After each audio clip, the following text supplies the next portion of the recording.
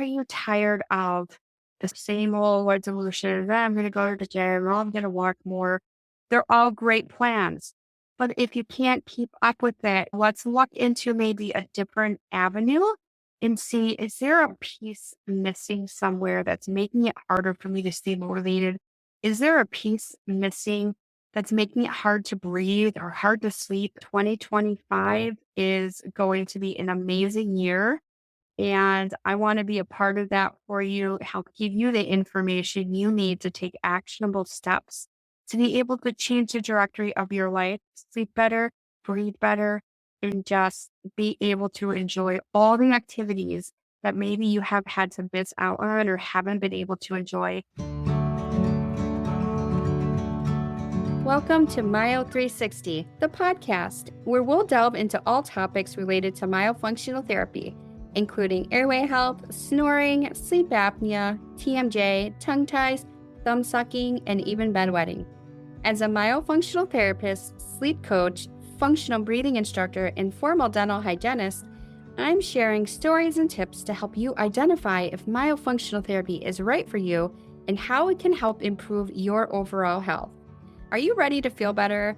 Visit the show notes and take our quiz. Is myofunctional therapy right for me? Find the quiz to see how myofunctional therapy can help you and your family live your best life. Hello, welcome back to Myo360. This is your host, Becca Rose.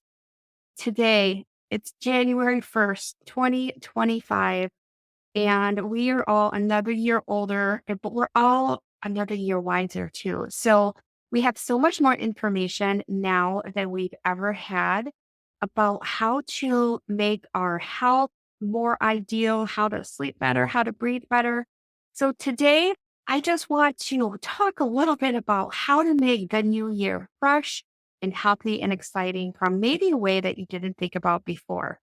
So it's a brand new year. That means we get a fresh start. We get a new chance to create healthier habits. So it sounds a bit cliche, but the better we sleep, the better we feel. And this time of year is when people make all these resolutions about their health. And the biggest resolution that people make is that they're going to go to the gym or they're going to exercise more or they're going to eat better. And I'm one of these people too. Every single year, yep, I'm going to eat better. I'm going to exercise. I'm going to lose weight. And some of those things I have done, but unfortunately, they don't last very long. So there's a lot of reasons why we might have trouble sticking to those goals that we make, especially when it comes to weight.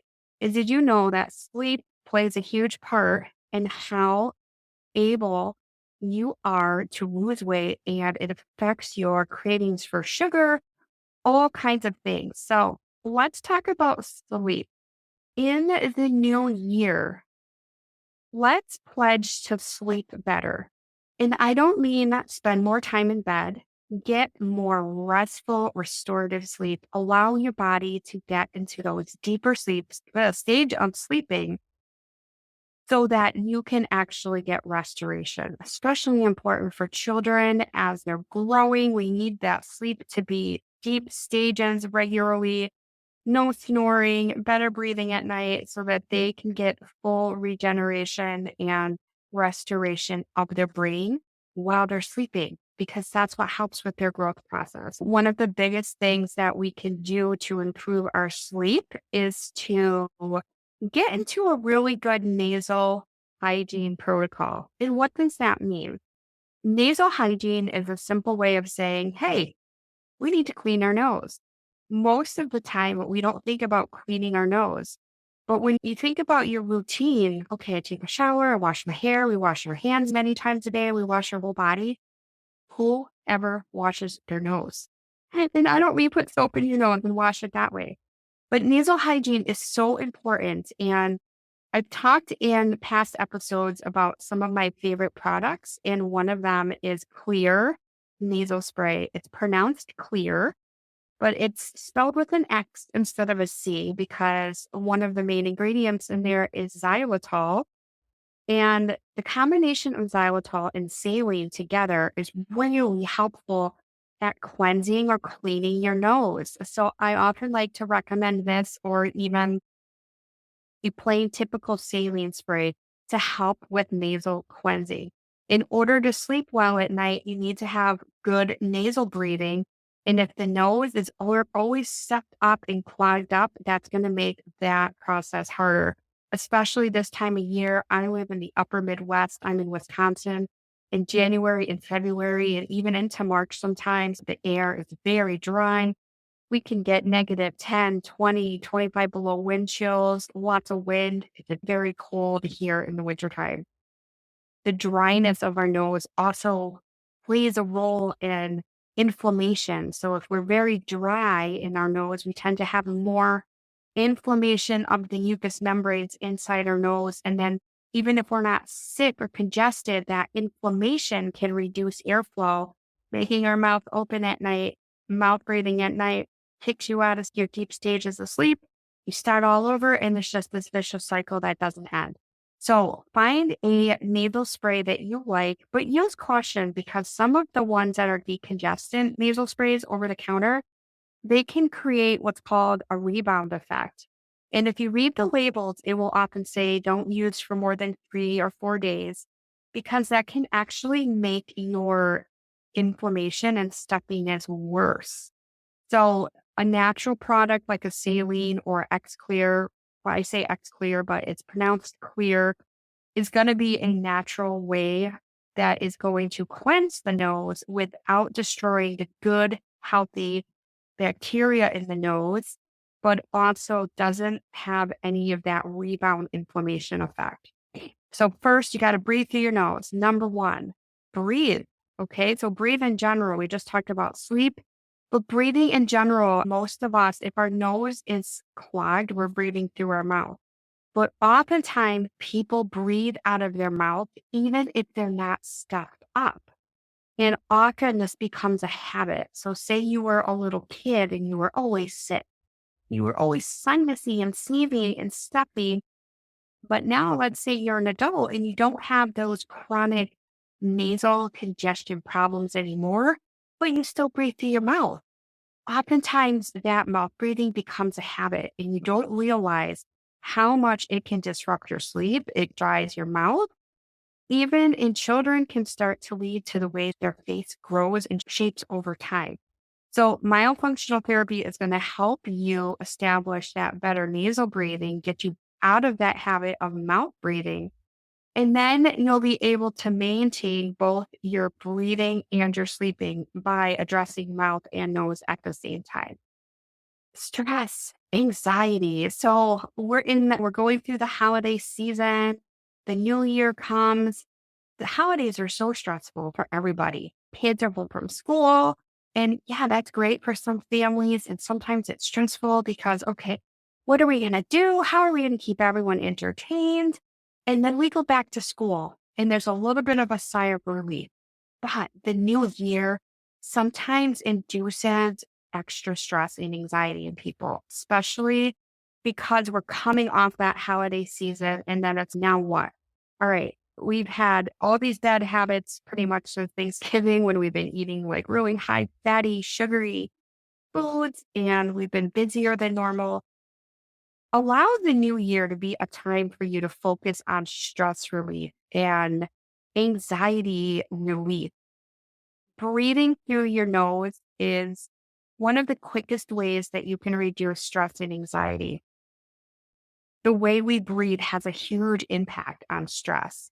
So when I am teaching my clients about stress and anxiety techniques, we talk a lot about functional breathing and Buteyko breathing method. We want to be able to activate your diaphragm and get you out of fight or flight. As soon as you start implementing functional breathing techniques, it almost has an immediate response on your nervous system. And it helps to regulate the breathing gases in your body so that your body is not in this like stressful state of panic. So whenever you breathe in the way of trying to elicit a calm response or reduce stress, I always recommend that you breathe in through your nose and out through your nose. A lot of breathing techniques teach in the nose, out of the mouth. I want you to breathe out of your nose as well. I don't ever want you breathing out of your mouth during the normal breathing or functional breathing, because then that changes the balance of our breathing gases too quickly. And we don't have a chance to utilize the benefits that CO2 gas has on our whole body. So, functional breathing is not the same as yoga breathing or meditation. Not that there's anything wrong with those, but those are more like intentional methods. You're going into an environment or a mindset where you're going to have a very intentional breathing practice or a breathing cycle for a period of time. The functional breathing, I want you to be able to do this all the time. People don't know you're doing it. Then you start to learn a new breathing technique that you can utilize pretty much 24/7, because you teach your body how to breathe more optimally. Then this becomes integrated, it becomes a habit. And then it's so much easier to be able to reduce stress and anxiety. Also, stress and anxiety can be elicited by asthma or a medical condition. So, functional breathing has a huge impact on things that are physical that might also create a heightened stress or anxiety response in your body. So, reach out, especially if you have questions about or interest in the functional breathing, because this is indicated for pretty much all ages. Usually I start with kids at age 4 or 5 because they have to be able to do the moves. So I want to make sure that they can do them. But functional breathing techniques are amazing for kids. And we find fun ways to do the activity. This is also a good time of year since we're thinking about breathing, we're thinking about stress and anxiety and sleep. Let's also think about how can we improve our focus and concentration. Oftentimes, parents bring their kids and they have trouble with school, concentrating. Maybe behavior isn't quite what the parents or the teachers would expect they should be. This again leads directly right back into sleep quality and breathing quality. So, if your child is going back to school after the Christmas break and it just seems like they're having more time, it's taking more time than normal to adjust into being back to school after a long break, you see the dark circles under their eyes every day. They're just tired. Their mouth is open. Let's get them checked out and see from a functional, oral functional standpoint, how are their muscles working? How is their airway? And let's get them sleeping better, because better sleep means better focus and concentration, regardless of your age. And you've heard me say before, if you listen to this podcast, you've heard me say that when I don't sleep, I am cranky if I have a bad night of sleep. And as an adult, I understand how to compose myself and how to act. But children don't, because they're not quite there yet. And when they don't have good sleep, it oftentimes comes out as anger or frustration or hyperactivity. So if you're seeing these things and you're like, I think sleep might be the issue here, reach out and let's have a conversation. Okay. Let's also maybe think about improving our overall posture, our body posture. Did you know that your tongue has a direct connection to your overall body posture? So most people don't realize that. Your tongue is connected through the whole front part of your body, all the way down to your toes, through what's called the deep line, frontline fascial system, fascial tissue. So underneath the tongue, on the muscles of the tongue, fascial tissue attaches, and then it attaches to the floor of the mouth, and then it goes all through your body. So fascial tissue is integrated in between every single muscle fiber, muscle group there is in the body. It's really what holds everything together. If you think of a raw piece of chicken, like chicken breast, and there's that very thin layer of like white film over top of the chicken breast, that's fascia. And that fascia in our body integrates and intertwines in between all of our muscles. So if we have significant tightness underneath our tongue, or there's a suspicion of a front or anterior tongue tie or a posterior tongue tie that affects that part of the tongue, that over time, that tension starts to pull on the neck, starts to pull on the head. The shoulders start to roll forward. Maybe as we get older, it's harder to take a deeper breath, and maybe it's harder to expand the diaphragm. When I'm talking about these things, like maybe you're having difficulty beyond what you think you should have, especially if you're a relatively healthy person. There are other factors to take into mind, just like overall health and weight and all of these things. But if you're a relatively healthy person, you have a relatively normal activity level, and you're like, why can't I breathe? What's going on? And say you've been checked out and you don't have any like problems with your lungs, you don't have any infections. It just feels harder to take a deep breath. There's likely a fascial or a postural component that is taking place. The diaphragm is very underutilized. This is our main breathing muscle that helps to engage the lungs and the rib cage. The diaphragm is a huge, like, muscular support for mid part of the spine as well, which most people aren't aware of. So you want your diaphragm to be working optimally so that you can have more range of motion in your spine. And then that's just going to help with overall posture, your tongue sitting up nice and tall. But if you're doing these things and you've had chiropractic adjustments over and over, and you've had deep tissue massage, and you've had myofascial release, or some of these other type of body techniques, and there's just something missing, I know these techniques last longer. Let's take a look at your tongue posture, and let's see how your face muscles are moving and how that may be impacting your overall posture. Now, the other thing to mention with tongue posture is that not only is there direct connection to your body posture and your spine, but also your tongue posture plays a humongous role in supporting your TMJ, your temporal mandibular joints.